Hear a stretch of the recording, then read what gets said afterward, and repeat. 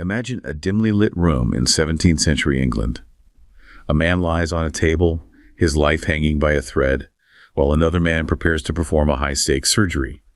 The man with the scalpel isn't a career surgeon. He is an underachieving academic, a quiet theorist named John Locke. He successfully drains an abscess on Lord Shaftesbury's liver, saving the life of one of the most powerful and radical politicians in the country. Because of that single successful operation, the father of liberalism is pulled out of the library and into a world of underground resistance and failed rebellions. We usually think of Locke as a calm, statuesque figure of the Enlightenment, the man who provided the neat, rational justification for the glorious revolution of 1688. We've been told for centuries that he wrote his 2 treatises of government to celebrate a victory after the fact. But there is a jarring contradiction in that story. Recent discoveries show he actually wrote those words years earlier, not as a celebration of a successful revolution, but as a dangerous manifesto for a failed one. He wasn't just observing history, he was a radical participant in a movement that nearly cost him everything. What's even more striking is the internal conflict he could never quite resolve. On one side, Locke was obsessed with the new science, the idea that the universe is a machine governed by unbreakable deterministic laws.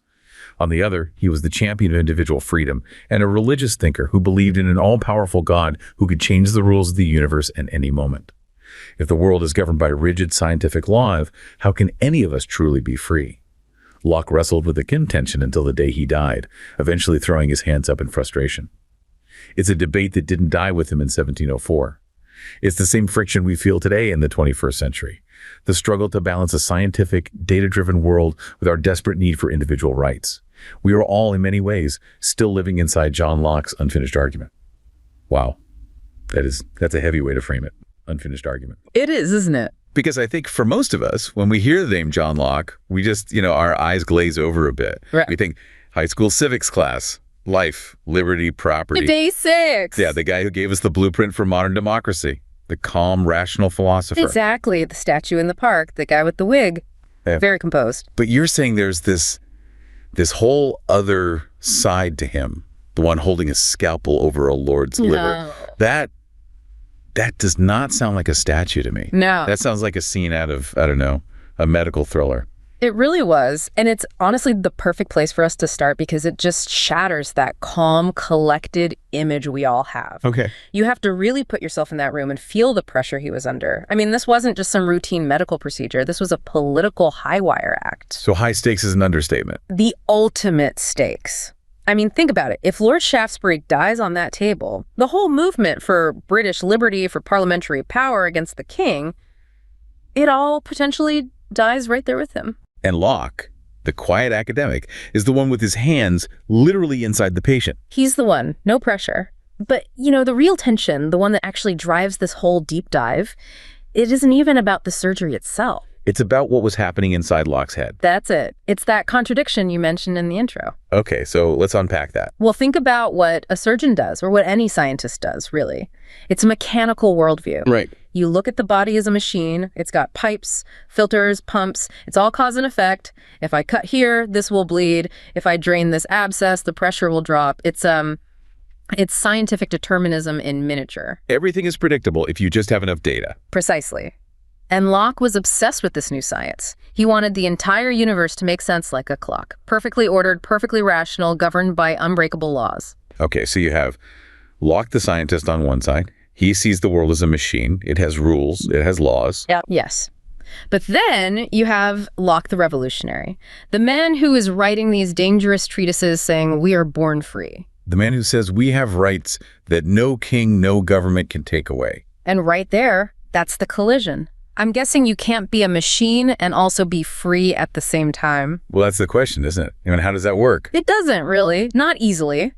If the universe is just atoms bumping into other atoms according to strict, predictable laws, which is what Enlightenment science was starting to preach, then where is the room for choice? Yeah, where's the free will? Where is the room for the soul? If my brain is just a very complex machine processing inputs, then my choice to rebel against the king isn't really a choice at all. It's just a chemical reaction, a predetermined outcome. Exactly. It's just the clockwork ticking. And Locke spent his entire life trying to square that circle. He tried to write his way out of that corner he'd backed himself into. Because he wanted both.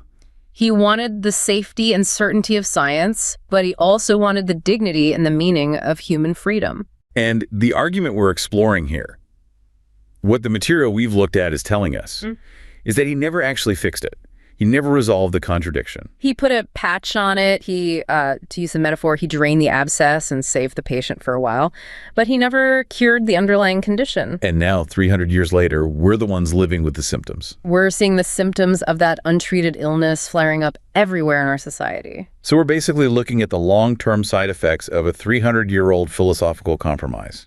That is a perfect way to put it. And we aren't just looking at, abstract ideas for a philosophy seminar. We are looking at 3 very specific, very real fractures where this tension is breaking down our world right now. Okay, what are they? First, there's what's called the therapeutic state. Then, the crisis of meritocracy. And finally, a deep-seated social condition called anomie. All right. Let's get right into that first one then. The therapeutic state. This is about how that scientific surgeon's mindset has started to, eat away at our social lives? Exactly. It's about what happens when you try to fix a human problem with a scientific manual. I recently came across a digital diary entry from a woman named Elena, living in a bustling metropolitan hub in the UK. She described her experience navigating a modern healthcare system that felt less like a safety net and more like a high-precision laboratory. Elena was struggling with a deep sense of isolation after a personal loss, but instead of finding comfort in her local community or the organic bonds of her neighborhood, she was immediately funneled into a series of standardized wellness protocols mandated by what we call the therapeutic state. Every emotion she expressed was met with a clinical metric. Her grief was categorized as a chemical imbalance to be managed by experts rather than a human experience to be shared with friends. The scientific rationalism that the Enlightenment promised would solve our ills had, in Elena's case, replaced her individual agency with a diagnosis. She wrote that she felt like a patient in every room she entered, even her own living room, as the system's insistence on scientific management slowly dissolved her ability to simply be a person among people. Watching Elena's story unfold, I couldn't help but feel a profound sense of irony. As a journalist covering these shifts, I see how our drive to fix the human condition through the lens of pure science often strips away the very freedom that science was supposed to protect. We've built a world so focused on the clinical truth of our biology that we've forgotten how to hold each other's hands without a manual. While Elena's frustration with the therapeutic state is a visceral reaction to feeling like a gear in a machine, it's a reminder that when we outsource our social bonds to institutions, we lose the messy, unscientific, but vital essence of human connection. Okay, I have to be the devil's advocate for a second here. Please do. So Elena is depressed. She's grieving a loss. The system offers her wellness protocols. And on the surface, that sounds good. Sounds helpful. Right. If I have a broken leg, I want a protocol. I want the best scientifically proven method for setting the bone. I don't want my neighbor coming over to rub some essential oils on it and, hope for the best. Of course not. So why is this scientific management of her grief a bad thing? Why do we use a term like the therapeutic state as if it's some kind of dystopia? That is the billion-dollar question, really. And to answer it, we have to look at the work of George F. McLean, particularly his writing on civil society and social reconstruction. Okay. McLean would say, you're absolutely right about the broken leg. That is a biological problem. It's a mechanical issue. But grief, loneliness, those are human problems. And you can't fix a human problem with a biological wrench. You can try, and we do. But you have to look at the cost. McLean talks about this crucial shift in society, the move from what he calls civil society to the servile state. Civil society. We hear that phrase thrown around by politicians all the time, usually when they want us to volunteer for something or clean up a park. But what does it actually mean in this context? In the classical sense, it's best to think of society like a 3-layer cake. Okay, I like cake. Walk me through the layers. The bottom layer is the economy. That's about buying, selling, survival, your job, trade. It's the material foundation. Makes sense. And the top layer? The top layer is the state. That's the government, the laws, police, bureaucracy, the military, the formal structures of power. Okay, so economy at the bottom, state at the top. What's the filling? What's in the middle? The middle layer is civil society. It's the space where we are actually free. It's your book club. It's the church group, the mosque, the synagogue. It's the regulars at the local pub. It's your family dinner on Sunday. It's the neighborhood barbecue. Yes. It's the space where we interact as people, not as employees, which is the economy, and not as voters or subjects, which is the state. It's the whole world of voluntary association. So it's all the organic stuff, the messy human stuff that just happens when people live together. Precisely. But here is where Locke's obsession with science comes back to haunt us. MacLean argues that the whole Enlightenment model of technical reason, think Descartes, Bacon, and our man Locke, began a process of purging the mind of culture and tradition. Why? What was wrong with culture and tradition? It was messy. It was irrational. They wanted a clear and distinct world. That was the goal. Clear and distinct, that sounds very sterile. It is. They looked at things like grandma's folk remedies or the village customs or complex religious rituals, and they basically said, this is all just superstition. It's inefficient. Let's sweep away these idols of the past and replace them with rational scientific management. Which brings us right back to Elena. The official wellness protocol is the rational scientific replacement for the messy, unscientific chat with a grieving neighbor over the fence. You've got it. And MacLean has a name for this process. He calls it invasive depersonalization. Invasive, that's a strong word. It's meant to be. Because when the state or the medical industrial complex steps into that middle layer, into civil society, it doesn't just help, it colonizes that space. How so? It takes a subjective human experience, I am sad because my mother died, and it transforms it into an objective data point. Patient has a serotonin score of 4.2 and exhibits 3 of the 5 markers for major depressive disorder. As you say that, I realize if I'm just a data point, I'm not really in charge of my own life anymore, am I? No. Data doesn't have free will. Data just gets managed. Boom. There it is. That's the servile state.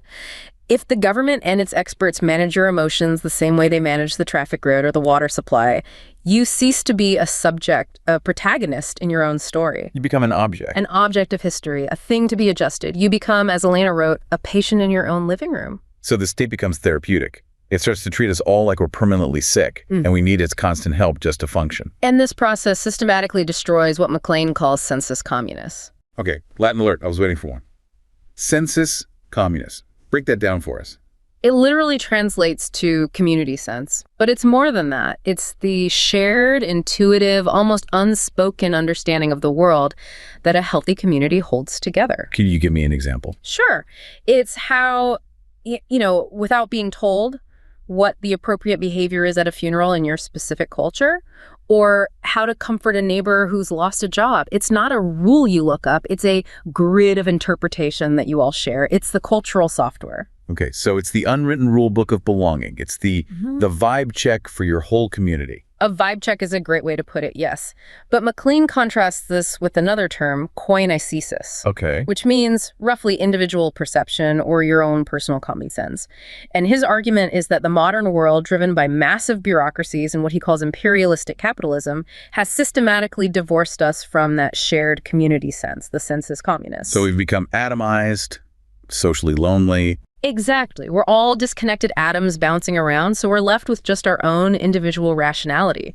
We have to figure everything out from scratch all by ourselves. And I can see how that would be dangerous. It's incredibly dangerous.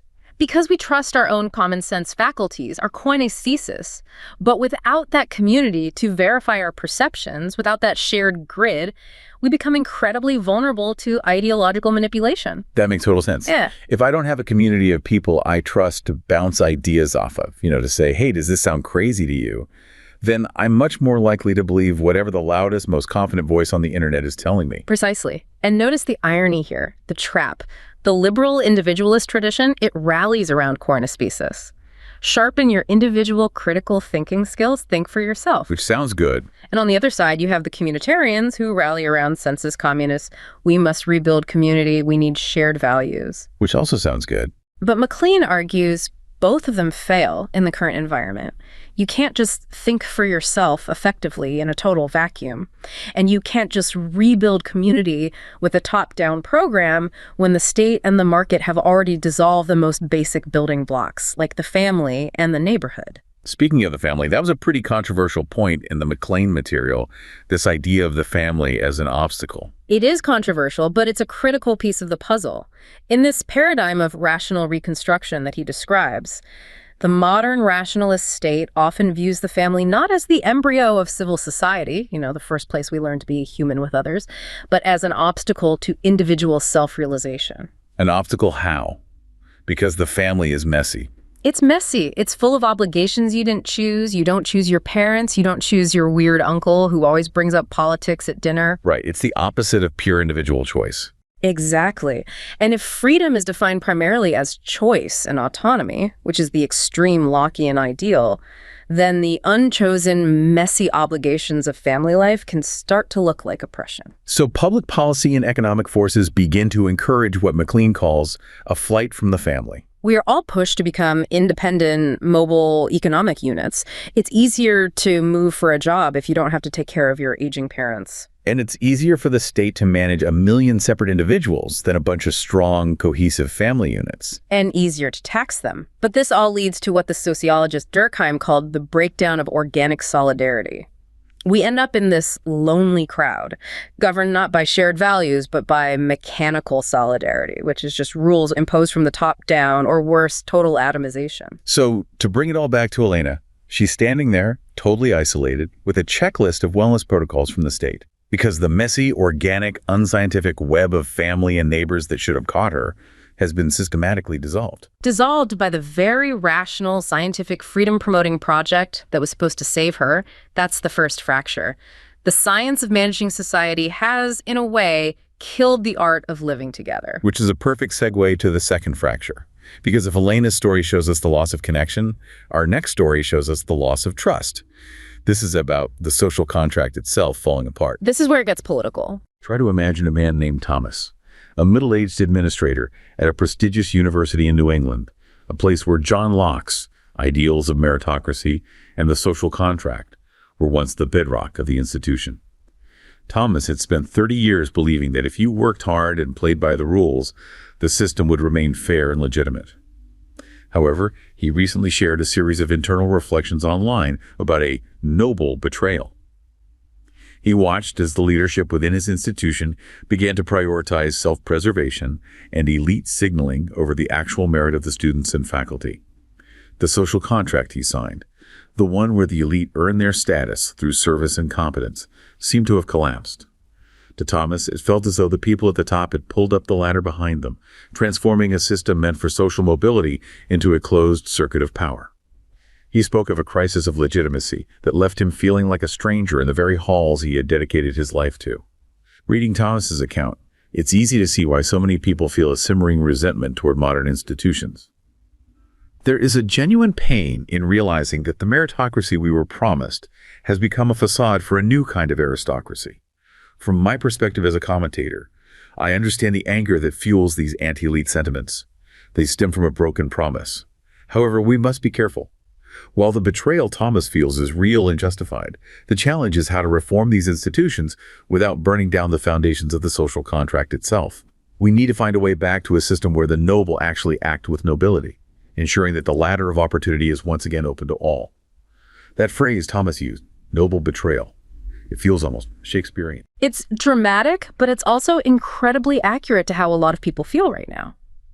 And this brings us straight to our second fracture, the collapse of what should be a fair social contract. Okay, so let's define our terms again.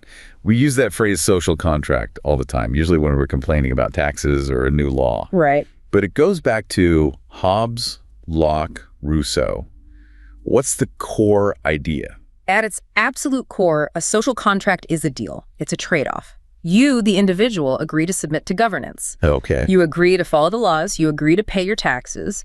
You agree to limit your absolute freedom to, just punch your neighbor and take his stuff. And in exchange for giving up that freedom. In exchange, you get security. You get infrastructure, roads, schools, hospitals, and most crucially, you get a promise of fair play. You get the promise of a legitimate shot at a good life within the system. Okay.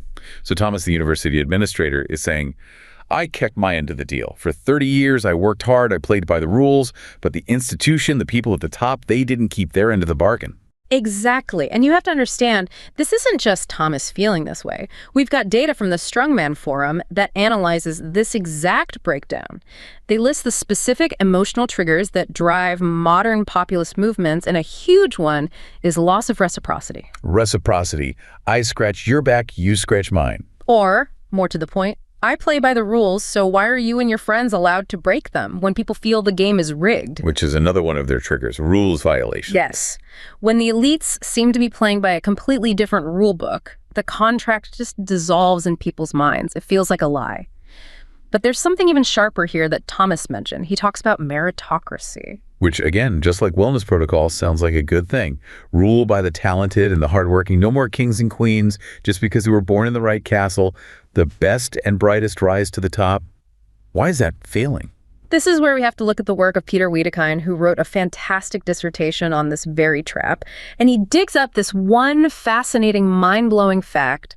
The term meritocracy was actually coined by a British sociologist named Michael Young back in 1958. Okay, 1958, so the relatively new idea. It is. But here is the absolute kicker. He wrote the book, The Rise of the Meritocracy, as a satire. He meant it as a warning. He was trying to describe a dystopia. Wait, seriously. Are you telling me we've built our entire modern educational and economic system around a concept that was originally intended as a joke? As a dark warning, yes. And here's why Young was so worried. He argued that the real danger of meritocracy isn't just that it doesn't work perfectly in practice. Okay. The real insidious danger is what happens when it does work, or at least what happens when everyone believes it works. Walk me through that logic. Yeah. Because intuitively, if the smartest, most competent people are running things, shouldn't we all be happy about that? Okay, let's use a little thought experiment. Imagine the old system, the aristocracy. Let's say you're a peasant in 1400s France. You're at the bottom of the social ladder. You're poor, you work hard, life is tough. Why? Because my dad was a peasant. His dad before him was a peasant. It's just bad luck. The lottery of birth. Exactly, it's cosmic bad luck. The duke who lives in the castle isn't inherently better than you. He just had a better stork deliver him. So you can still have your dignity. You can say to yourself, I'm a good man, I'm strong, I'm probably smarter than that fool in the castle, I just wasn't born a duke. Okay, I can live with that. It stings, but it doesn't break my soul. I can still respect myself. Right. But now, let's fast forward to a true meritocracy. A world where we believe everyone has an equal shot and the best rise to the top. If you are at the bottom in that system, why are you there? Because I didn't work hard enough. Or I wasn't smart enough. The system, the culture, everything tells you that you deserve to be at the bottom. It strips you of all your excuses. It breeds what Wiedekind calls embarrassing failure at the bottom of the ladder. It internalizes the failure. Ouch. That is absolutely brutal. So instead of I'm unlucky, the story becomes I'm a loser. And it's just as toxic at the top. Think about it. If the old duke knew deep down that he was just lucky, he might feel some sense of responsibility, the famous noblesse oblige duty to take care of his people.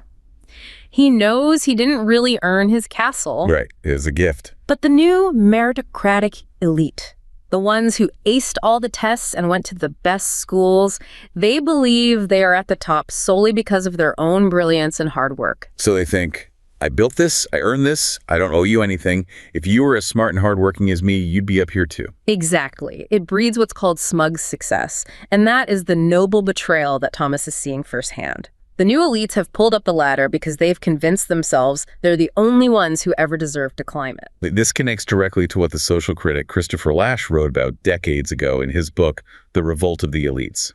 Lasch is absolutely essential here. He was one of the first to spot this. He pointed out that the new elites have, in a very real sense, physically and culturally seceded from their own countries. What do you mean by that? Well, the old factory owner, for all his faults, usually lived in the same town as his factory. He had to smell the same smoke from the smokestacks. He had to see his workers at church or in the market on Sunday.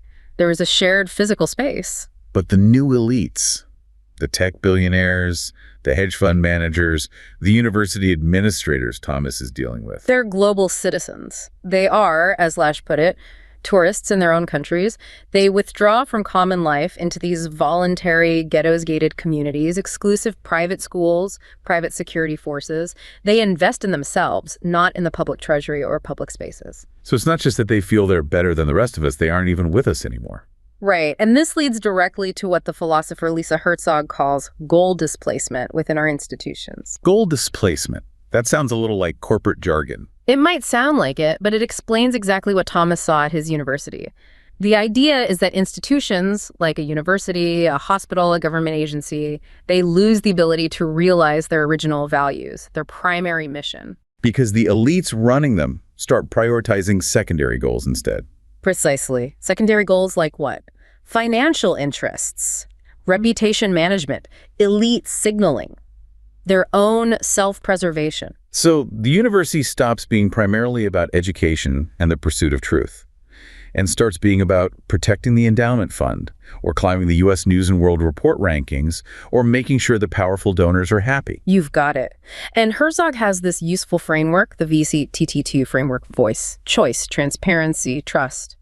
When the elites running an institution start to extract value for themselves rather than creating value for society, that VCTT backbone just snaps. And that's the crisis of legitimacy. That's it. Thomas feels betrayed because the institution he dedicated his life to is no longer serving its noble purpose. It's just serving the people who run it. The contract is broken. So we have the state managing our emotions and dissolving our communities, like with Elena. We have the elites betraying the social contract and rigging the game, like with Thomas.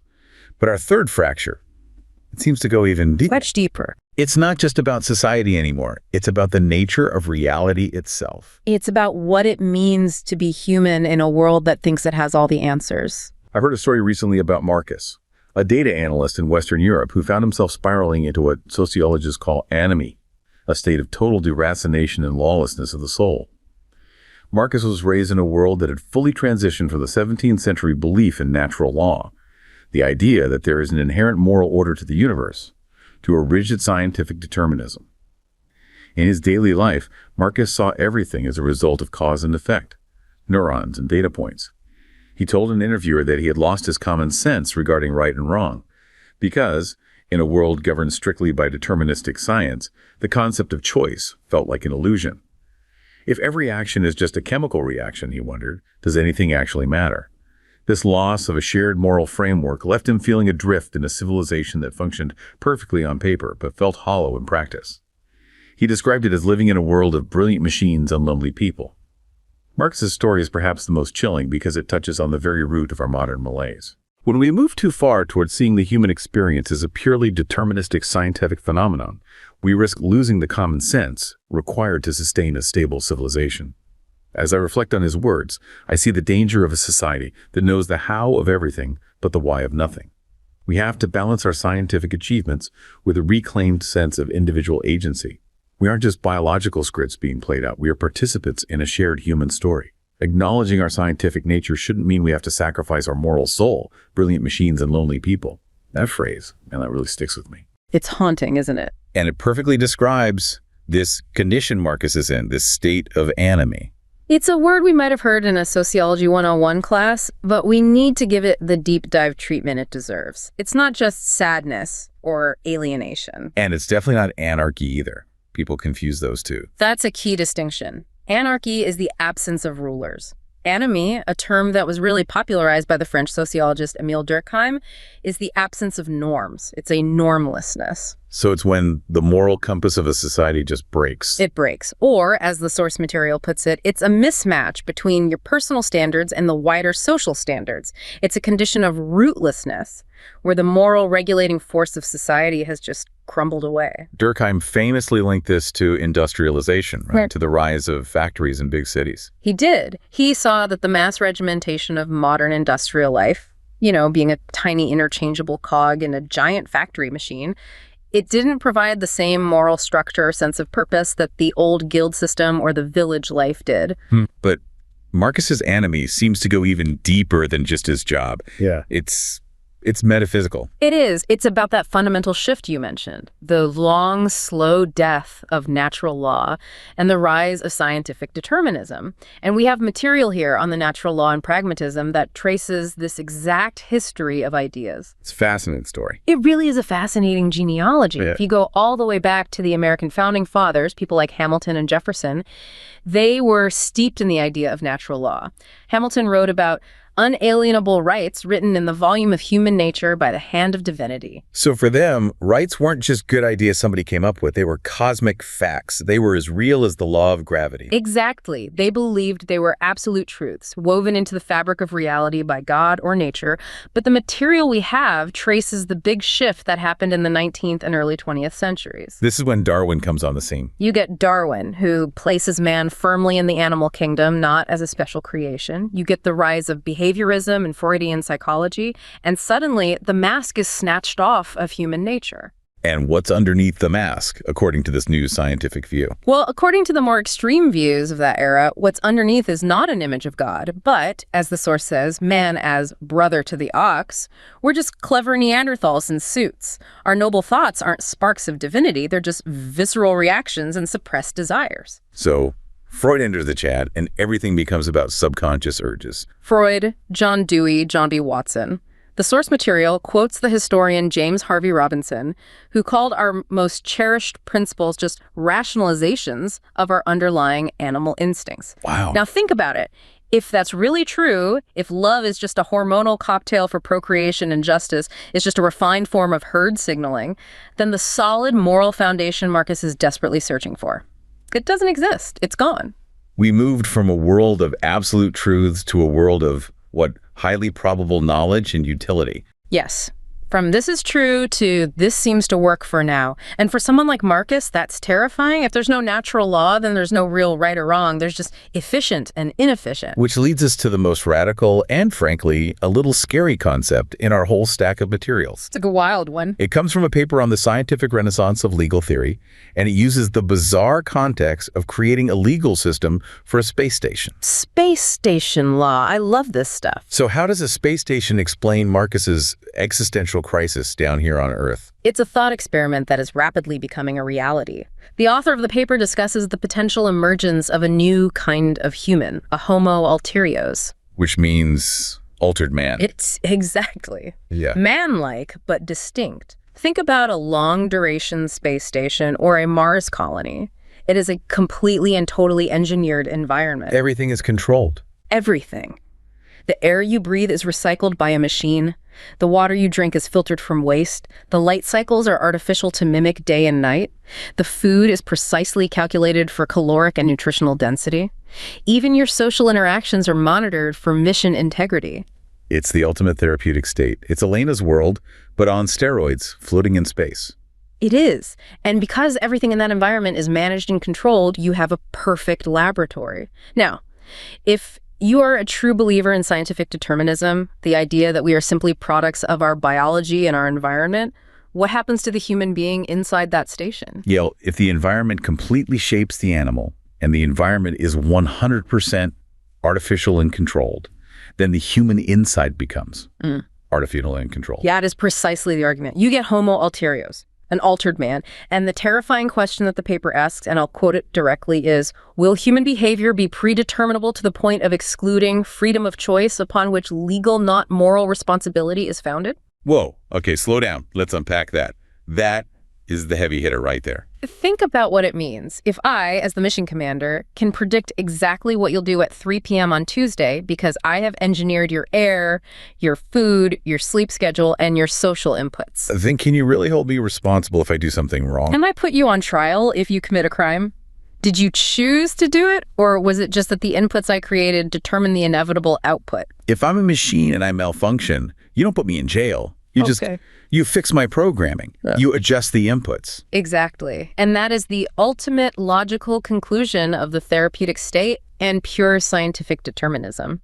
If we are just complex biological machines, then we aren't really citizens in the traditional sense. We are, as the source says, just executants of a social and legal order. We're biological robots carrying out a program that was written for us by our genes and our environment. And that is John Locke's absolute nightmare come true. Remember, he started this whole thing wanting a world of rational science, but he also desperately wanted a world of free, responsible citizens. This suggests you can't have both. It suggests that if you go full science, if you go full space station, you lose the citizen, you lose the soul. And that is why Marcus feels this profound enemy.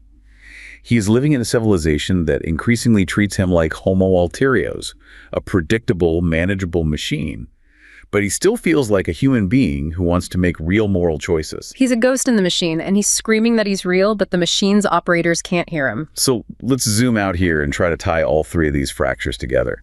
We started with Locke, standing over Lord Shaftesbury on a surgical table, wrestling with this impossible contradiction between a mechanical universe and human freedom. And we've seen how that unresolved contradiction has played out over the centuries. We saw it in Elena's story, where her individual agency, her very personhood, was dissolved by the scientific management of the therapeutic state. She became a patient to be managed, not a person to be comforted. Then we saw it in Thomas's world, where the fair social contract he believed in dissolved into a noble betrayal.